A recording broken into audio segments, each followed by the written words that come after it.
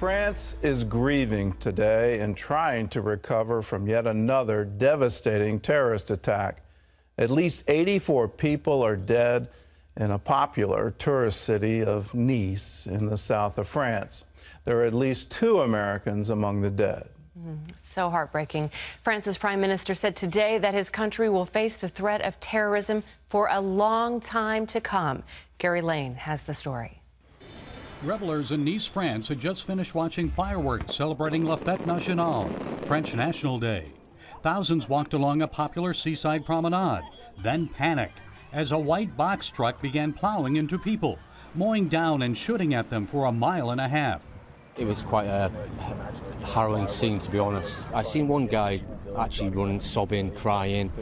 We seen people holding babies, screaming, shouting, mothers running for cover. It was horrendous. At least 84 people were killed, including 2 Americans, Sean Copeland and his 11-year-old son Brody of Lakeway, Texas. Kelly Rappin of Florida witnessed the attack. We didn't at this point have any idea what we were running from.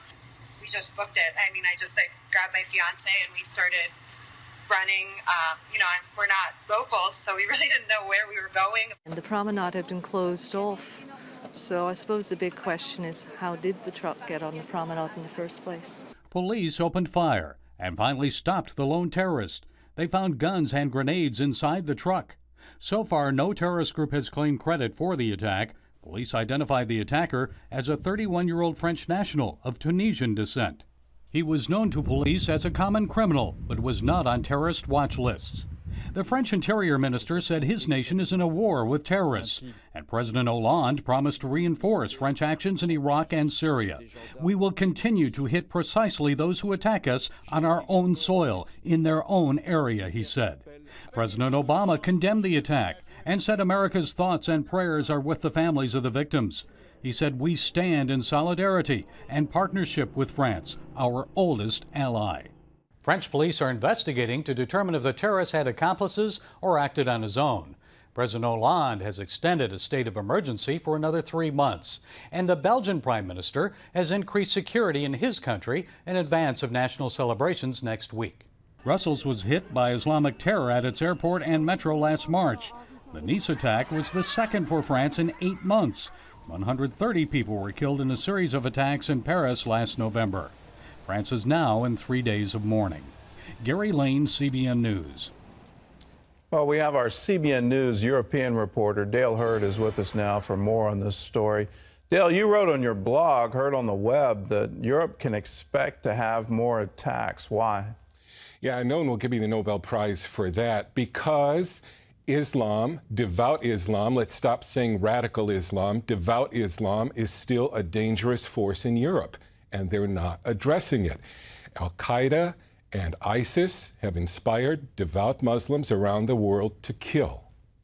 How do you wage a war, if that's even the right term, against a religious ideology? How in a Western culture where freedom of religion is a prominent value, how do we even do this?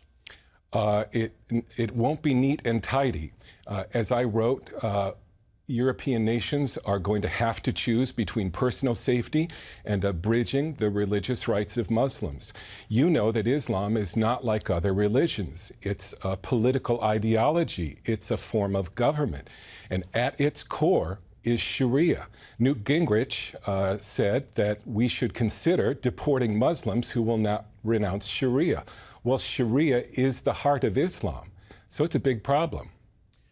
Germany's got a big problem. They've have this welcoming culture that the chancellor's put forward as a fundamental of German culture. They want to welcome immigrants. They want to be a welcoming culture. Do you see that shifting dramatically in the wake of these attacks?